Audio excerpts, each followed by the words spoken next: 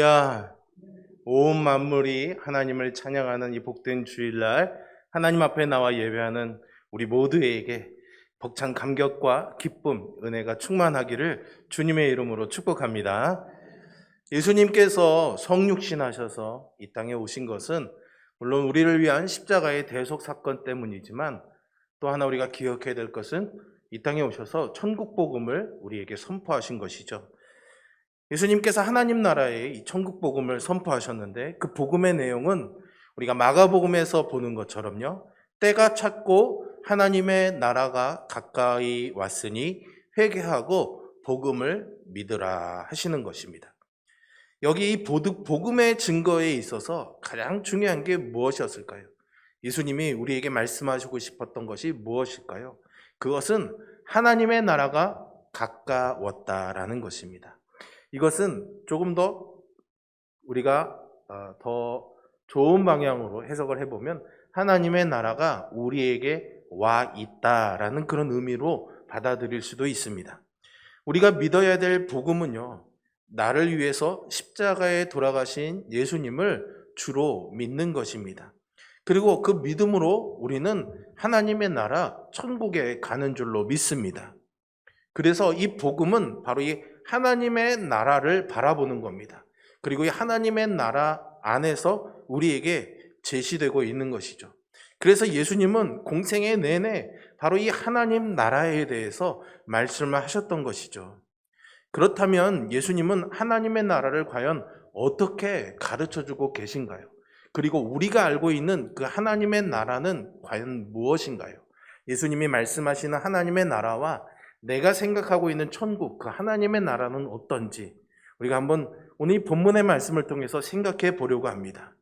오늘 본문은요, 예수님께서 직접 가르쳐 주신 천국 비유의 말씀이죠. 말 그대로 모두가 다 직접적인 설명이 아니라 비유로 만들어진 말씀이라는 것을 우리가 조금 주목해서 보아야 됩니다. 사실은 천국을 있는 그대로 다 설명해 주면 얼마나 좋겠습니까만은요, 천국은 사실 이렇게 비유와 같은 방법으로밖에 설명할 수가 없습니다. 이 땅에서 생각해 볼 수 있는 어떤 그런 수준 좋은 나라가 아니라 이전에 한 번도 누구도 경험해 본 적이 없는 그런 다른 차원의 나라이기 때문이죠. 그러니 우리가 경험한 경험치 안에서는 사실은 이 하나님 나라를 다 설명해 줄 수가 없습니다. 그러니 예수님께서도 우리에게 천국은 마치 이런 거야 라고 하는 비유의 방식으로밖에 설명할 수밖에 없었던 거죠. 오늘 본문에서는 5가지 비유가 등장하고 있습니다. 밭에 심기어진 겨자씨 한 알, 그리고 여인이 가루 섬알에 넣어서 부풀게 된 누룩, 밭에 감추어진 보화, 좋은 진주를 구하는 장사, 그리고 바다에 물고기를 모으는 그물이지요. 비유라는 한계 때문에 들어보면 그런 거구나 라고 어렴풋이 짐작을 해볼 수도 있을 것 같은데 또 그런가 하면 또 아닌 것 같기도 하고 좀 알쏭달쏭하기만 합니다. 과연 이 비유에 담겨져 있는 핵심 메시지는 과연 무엇일까요? 예수님이 비유로 설명해 주신 이 하나님 나라의 매우 중요한 2가지 특징을 정리해 볼 수가 있습니다. 그 첫 번째는요, 하나님의 나라는 감추어진 나라가 아니라 폭로되어진 나라라는 것이죠. 우리가 보통 무언가를 폭로하다라고 말할 때 이 폭로가 사실은 좀 긍정적인 것보단 부정적인 이미지가 많기는 하는데요. 폭로라는 이 말의 사전적인 의미는 알려지지 않았거나 감추어진 것이 드러나게 된다라는 것이죠.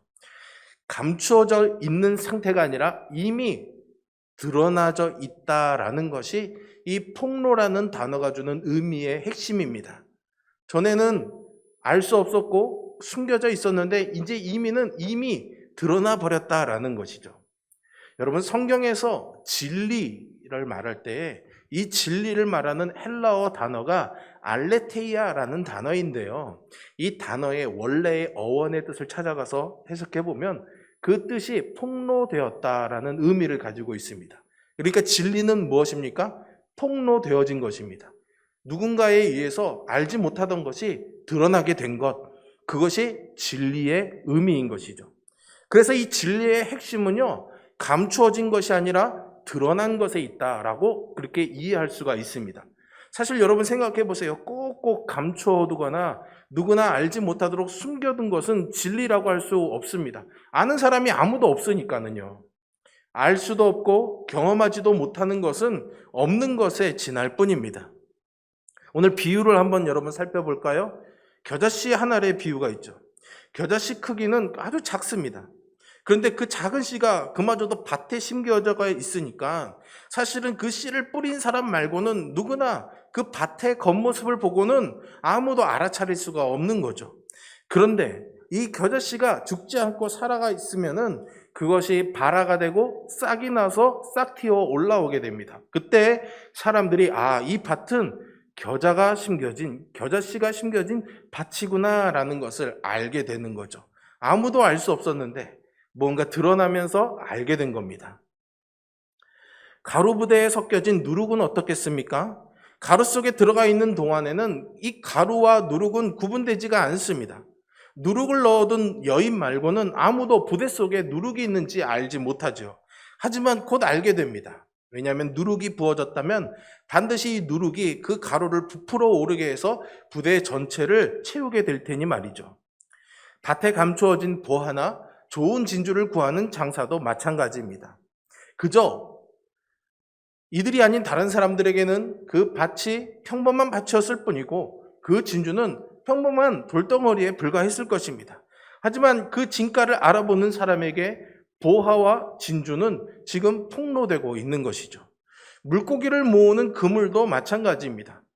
그물에 보시면 물고기가 걸리는 코가 있지 않습니까? 근데 이 코의 크기가 다 다릅니다. 잡는 물고기의 크기에 따라서 코가 달라지죠. 그러니 그 코의 크기보다 작은 물고기들은 사실은 그 그물이 있는지 없는지 모르는 채로 그 그물을 슉 하고 지나가게 됩니다. 하지만 그 그물코보다 더 큰 고기들은 그물에 걸리게 돼서 그물의 존재를 알게 되는 것이죠. 오직 그 그물코보다 큰 물고기에만 그 그물은 존재하는 것이죠. 이 모든 것들이 의미하는 바가 과연 무엇이겠습니까? 무관심한 사람들이나 천국을 이 세상보다 가치 없게 여기는 사람들에게는 하나님의 나라는 철저하게 숨겨져 있는 나라입니다. 하지만 반대로 그 나라에 대한 희망이 있거나 아니면 어떻게 해서든 세미한 눈으로 이것을 발견하려고 하는 이들에게는 이미 폭로되고 실제하는 나라가 바로 예수님이 가르쳐 주신 하나님의 나라이죠. 그래서 하나님의 나라는 바로 어떤 이들에게만 폭로되는 나라다라고 말할 수가 있습니다. 저와 여러분에게 그 폭로된 하나님의 나라가 발견되어지고 누려지는 복이 있기를 주님의 이름으로 축복합니다. 두 번째 특징은 뭘까요? 하나님의 나라는 이미 이 땅에 임해 있는 나라다라는 의미입니다. 이것이 사실은 이 하나님 나라에 있어서 굉장히 중요한 의미라고 할 수 있습니다. 왜냐하면 사실은 우리는 이 하나님의 나라 이야기를 들을 때마다 굉장히 낯설게 느껴지고 있는 거죠. 많이 들어서는 알고 있는데 그 나라가 어떤 건지 말하기가 좀 쉽지가 않습니다. 왜 그럴까요? 경험해보지 않았기 때문이죠. 여기 해외여행을 다녀오신 분들이 있을 겁니다. 만약에 제가 중국을 해외여행을 갔다 왔다 그러면 중국에 대해서 말할 거리가 있겠죠. 중국은 그런 나라야. 중국 사람들은 이렇게 살더라고. 그 사람들은 이런 걸 먹고 살아. 왜 그렇습니까? 제가 가서 경험해 봤으니까 아는 거죠. 그런데 저는 아프리카의 남아프리카 공화국에 대해서는 말할 수가 없습니다. 왜요? 가보지 않았으니까. 경험해 보지 않았으니까요. 하나님의 나라는 우리는 보통 예수님을 믿고 십자가의 대속의 구원의 은혜를 믿으면 가게 되는 하나님의 나라로 알고 있습니다. 그러니 그 나라는 우리가 가야 될 나라이지 우리가 가본 나라가 되지가 않습니다. 그런데 오늘 이 비유의 핵심은 뭡니까? 천국이 우리가 앞으로 장차 가게 될 나라이기도 하지만 지금 우리가 와 있는 나라, 이미 우리가 가본 나라다라는 것을 우리에게 말해주고 있는 거죠. 만약 나는 하나님의 나라가 아직 어떤지 몰라라고 말한다면 사실은 여러분들은 이미 십자가의 복음을 통해서 예수님이 선포하셨던 그 복음을 통해서 우리에게 임한 그 하나님의 나라를 경험해보지 못한 그런 상황일 수도 있다라는 거죠. 여러분들은 어떻습니까? 여러분들은 장차 우리가 가게 될 천국을 소망하면서 이 땅에서 하나님의 나라를 맛보고 계십니까? 여러분들이 맛보신, 여러분들이 경험하신 그 하나님은 뭐라고 말할 수가 있습니까? 사실 생각해 보니까 하나님의 나라를 경험한다는 것이 우리에게는 왠지 낯설고 어렵게 느껴지는데, 예수님의 설명을 들어보면 그것은 굉장히 일상적이고 쉬운 것이라는 것을 깨닫게 됩니다. 오늘 본문에서 예수님이 비유로 사용하신 소재거리들을 한번 볼까요? 사실 그 모든 것들이 우리의 일상에서 아주 소소하게 사용되어지는 일상의 단어들이 사용되고 있습니다. 그런 것들이 천국과 비슷하다라고 설명해 주시는 것은 그러한 일상의 것들 안에서 하나님의 신비스러운 방법으로 이미 깃들여져 있는 그 하나님의 나라를 이제 우리도 발견할 수 있다라는 그런 의미인 거죠. 생각해 보세요, 여러분. 씨알 하나를 심고 빵을 만들기 위해서 가루를 부풀어 올리고 밭을 일구고 진주를 찾고 그물을 치는 일상의 삶 속에서 우리를 구원할 하나님의 나라, 그러니까 하나님의 통치 방식이 그 모든 우리 일상의 소소한 일거리들 속에 다 깃들여져 있다라는 겁니다. 가정에서 설거지를 하시는 것도, 직장에서 열심히 일하시는 것들도, 이웃들과 친하게 지내며 교제하시는 그 모든 일상의 삶 속에 사실은 하나님의 나라가 있다라는 것이죠. 그러니 우리에게 주어진 일상을 허투루 살아서 안 되는 이유가 여기에 있는 겁니다. 내게 주어진 일상을 소중히 여기면서 살다가 보면은 믿음으로 이 하나님의 통치를 엿볼 수 있지 않을까요? 여러분들에게 그 하나님의 나라를 살짝이 여러분들의 일상에서 열어볼 수 있는 기쁨이 있기를 주님의 이름으로 축복합니다. 신비스러운 방식으로 깃들여져 있으니 사실은 그 나라는 결국 소소한 것들, 작은 것들을 가벼이 보지 않는 시선, 그리고 하나님의 일하심인가 그 마음에 염두를 두고 간절한 마음으로 바라보는 시선에는 이 하나님의 나라가 당연히 드러나 보일 수밖에 없습니다. 또 하나 감사한 게 있습니다. 온 마음으로 찾고자 하는 이들에게 이 하나님의 나라는 언제든지 기꺼이 폭로된다라는 사실이죠. 세상의 비밀은 허락된 사람들에게 폭로됩니다. 그런데 이 하나님 나라의 비밀은 누구에게나 폭로될 수 있는 나라이죠. 여기에는 어떤 대가를 요구하거나 지불해야 될 필요가 없습니다. 능력이 없어도 괜찮습니다. 그것을 들을 만한 자격이 없다고 해도 상관이 없습니다. 누구라도 발견하고자 하는 간절한 마음, 하나님의 통치야말로 나의 진정한 소망이다라는 이 마음만 있다면 기꺼이 그 나라는 그에게 열릴 것입니다. 그러니 참 멋진 나라이지 않겠습니까? 하지만 세상은 그런 식으로 발견되어지는 하나님의 나라에 별 관심이 없습니다. 이것은 사실 우리도 마찬가지 아닐까요? 여전히 우리는 대가가 있어야지만 뭔가 마음이 편합니다. 아니, 엄청난 하나님의 나라에 들어간다고 하는데 그냥 들어가기는 좀 그렇지 않아? 뭐라도 해야 되지 않아? 그런 마음이 있는 거죠. 여러분들, 우리가 그런 거 있지 않습니까? 누구네 집에 초대받아서 가는데 사실은 주인은 그냥 빈손으로 와 그렇게 말하는데 그게 그 말로 안 들리죠? 네. 뭔가를 들고 가야, 뭔가를 가지고 가야 마음이 편한 게 우리네 성정입니다. 그러다 보니까 뭔가 이 하나님 나라에 가는 것, 하나님 나라를 누리며 사는 것에서 뭔가 좀 해야 되지 않나라는 그런 부담감이 자꾸만 들게 됩니다. 하나님이 이미 우리에게 주신 그 하나님의 나라인데 내가 뭔가를 들고 가지 않았다는 것, 내가 뭔가를 준비하지 않았다는 부담감이 그 하나님의 나라를 누리는데 걸림돌이 되고 마는 거죠. 그리고 뭔가 대가가 필요하다는 이 생각이 있다 보니까 사실은 그 대가는 지불할 수 있는 사람도 있고 못하는 사람도 있는 거 아닙니까? 그러다 보니까 자연스레 그런 차별이 생기게 되는 겁니다. 사실은 하나님이 우리 모두에게 값없이 주신 것인데 우리가 너는 자격이 되고 너는 자격이 안 돼, 나 스스로도 나에게 나는 그런 자격이 있고 나는 그런 자격이 없어, 우리가 구별을 짓게 되는 거죠. 그러니 하나님의 나라가 우리의 눈에 쉬이 발견되지 못하는 겁니다. 그리고 우리는 그 속에서만 얄팍한 어떤 찰나와 같은 행복을 느끼는 거죠. 뭔가 열심히 했더니, 그리고 열심히 기도했더니 하나님이 나에게 이런 멋진 결과를 주셨어라는 그 잠깐의 행복만으로 만족하는 겁니다. 우리는 정말 중요한 것이 무엇인지에 대해서 너무나 무지합니다. 그다지 중요하지 않은 것을 너무나 중요하게 여기고 오히려 없으면 안 되는 것들을 싸구려처럼 함부로 대하며 살아가지는 않는가요? 그러다 보니까 사실은 우리는 하루 3끼의 감사 식사 기도 앞에서 그 기도가 진정한 기도가 아니라 상투적인 기도가 되어가 버리고 마는 거죠. 어쩌면은요, 내가 이미 이 값을 치렀으니까 이 정도는 당연한 거지라는 그런 생각이 이미 우리의 마음에 가득 차고 있는지는 모르겠습니다.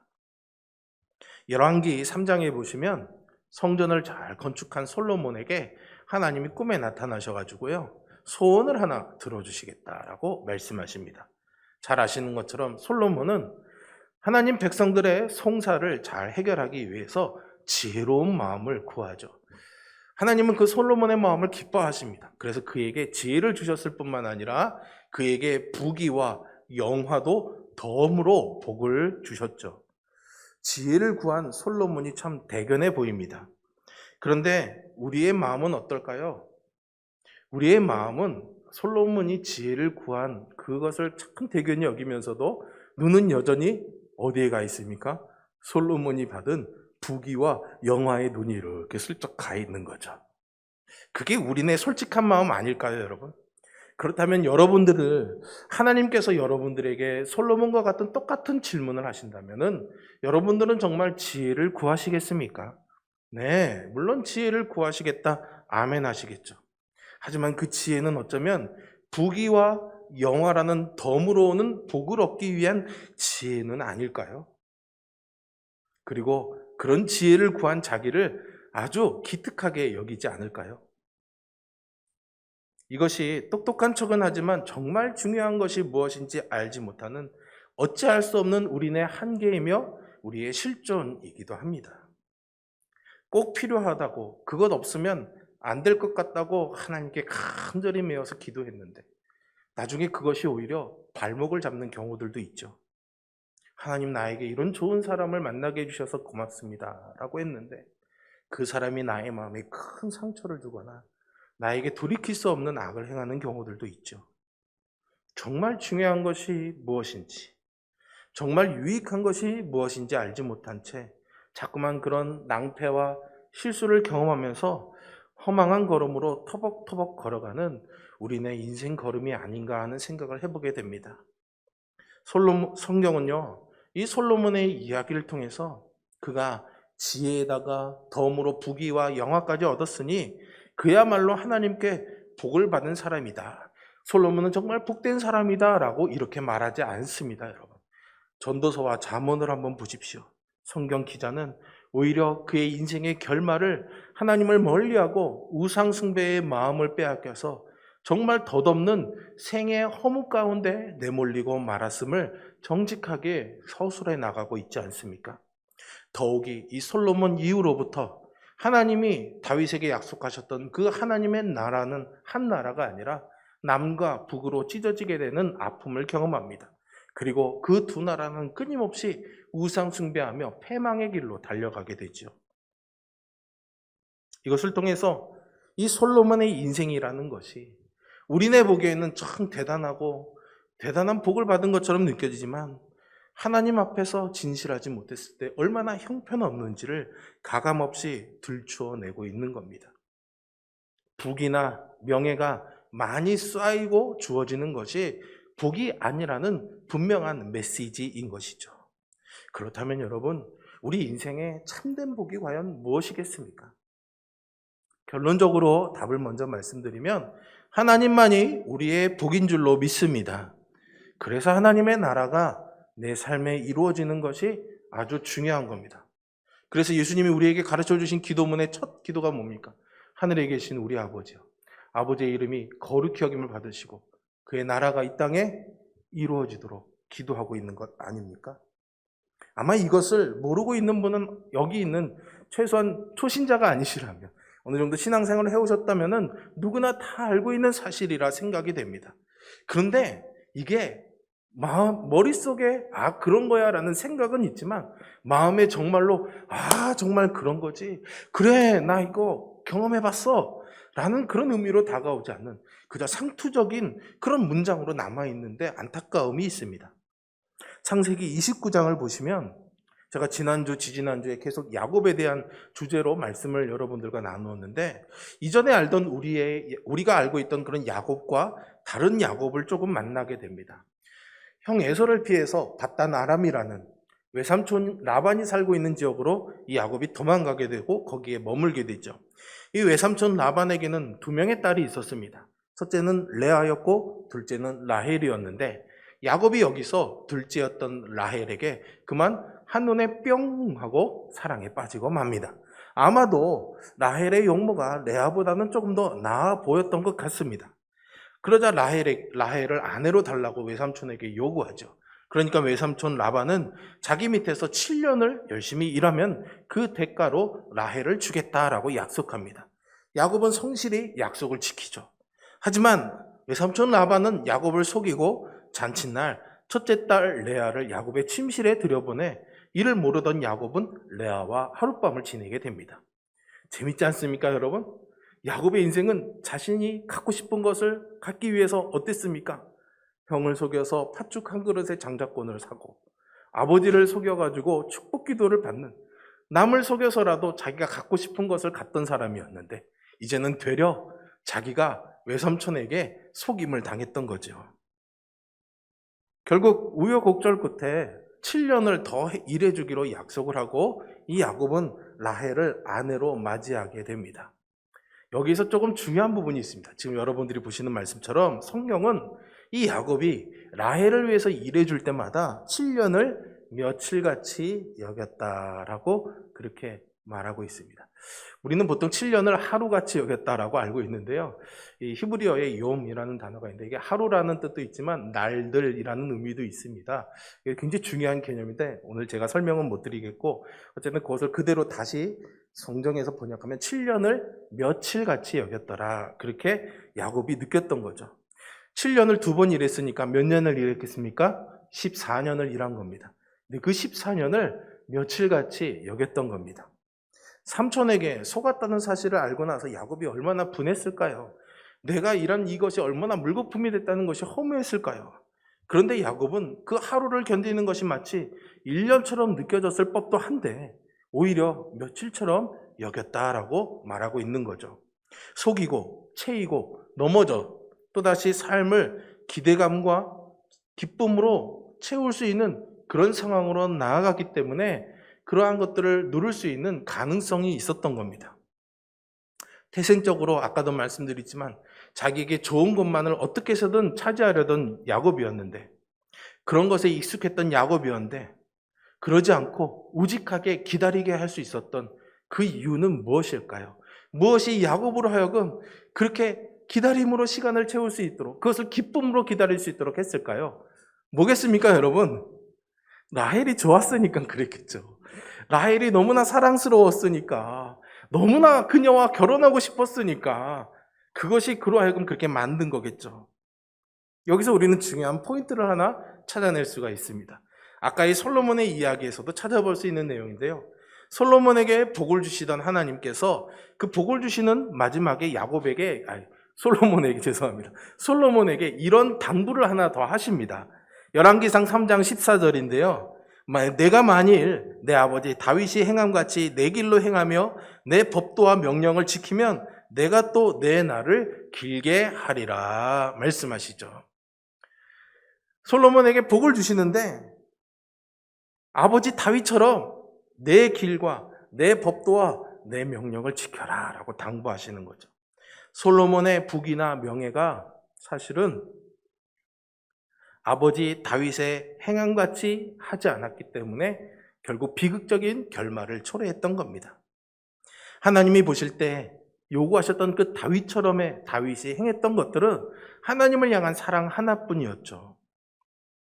다윗이 행했던 하나님의 말씀을 따르며 그의 길로 행하며 사는 것이야말로 하나님을 사랑하는 것이죠. 하나님의 이 선하심을 신뢰하고 사랑했기 때문에 다윗은 언제나 주님의 말씀을 따르며 살았던 것이고 그것이 사랑이었고 그래서 하나님은 그런 다윗을 마음에 합한 자로 여기셨던 겁니다. 하나님을 사랑하는 사람은 오직 하나님만을 향해서 온 마음을 쏟으며 그것만을 위해서 또 그것을 향해서 살아가게 됩니다. 야곱이 라헬을 사랑해서 7년을 며칠처럼 여긴 것처럼 말이죠. 그를 믿으니 또한 그가 나와 함께 하시니 7년을 며칠같이 살아갈 수 있게 되는 것입니다. 이 말은요, 정말로 우리에게 진정한 만족과 정말로 진정한 기대감이 있다면은 다른 모든 것들은 사람들이 생각하는 것만큼 그렇게 중요한 것이 아닌 것이 될 수 있다라는 것입니다. 그걸 조금 고식한 말, 모르죠? 조금 뭐라고 그러는데 표현이 제가 갑자기 생각이 안 나요. 조금 고상한 말로 표현하면은 모든 것들이 상대화되는 겁니다.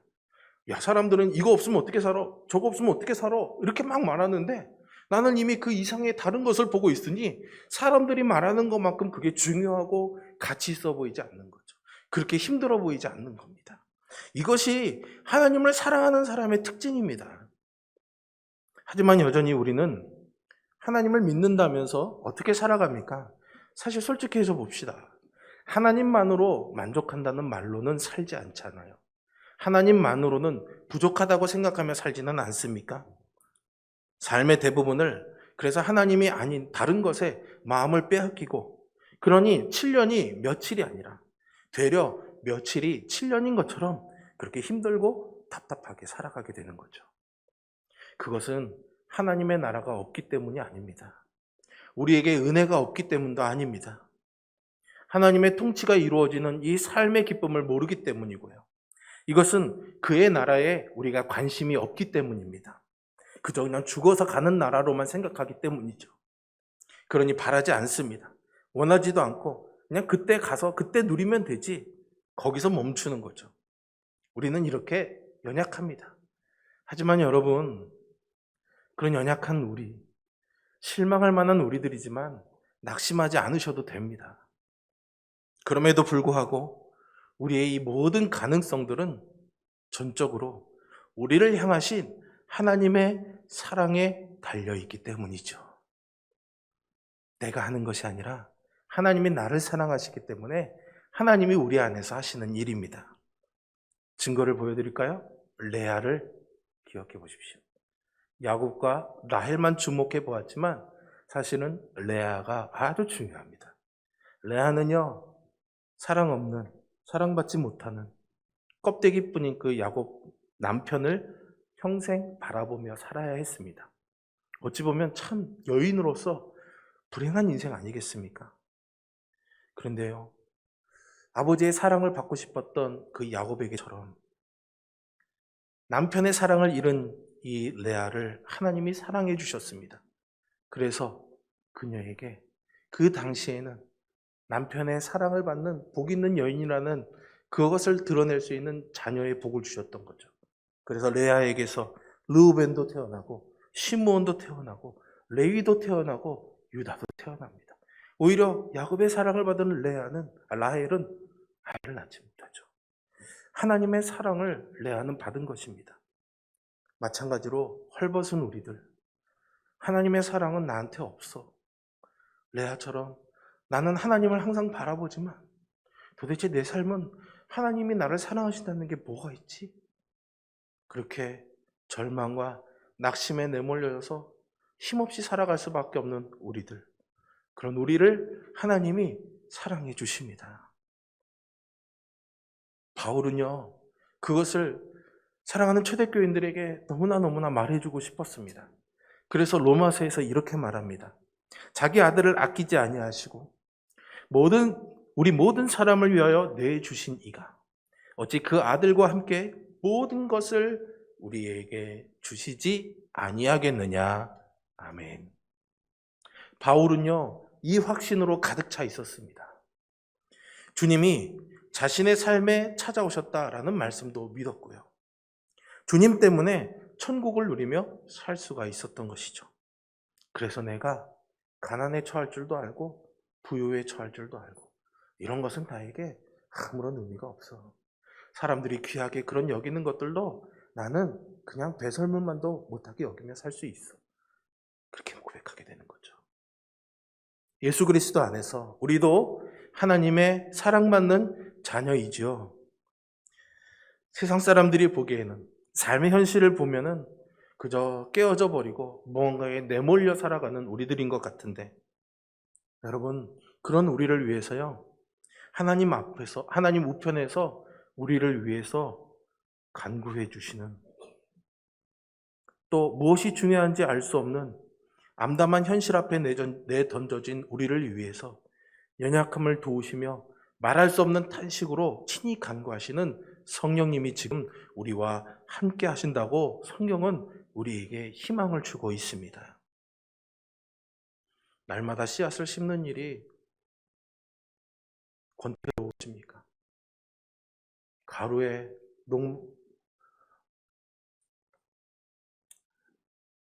넣은 그 누룩이 표현이 되지 않는다고 해서 낙담해 계십니까? 일상의 삶에서 과연 하나님이 나를 사랑하시는 것이 무엇인지 알지 못해 어려워하고 계십니까? 보이지 않는다고, 이해되지 않는다고 머뭇거리지 마시기를 바랍니다. 그 하나님의 나라는 이미 예수님이 선포하신 그 복음과 함께 여러분들의 마음에, 여러분들의 일상의 삶에 이미 임해 있습니다, 여러분. 그러니 우리가 해야 될 일은 그 나라의 임함을 믿으면서 주님을 사랑하며 사는 것이겠죠. 그렇게 예수님과 함께 사는 것이 우리에게는 천국인 줄로 믿습니다.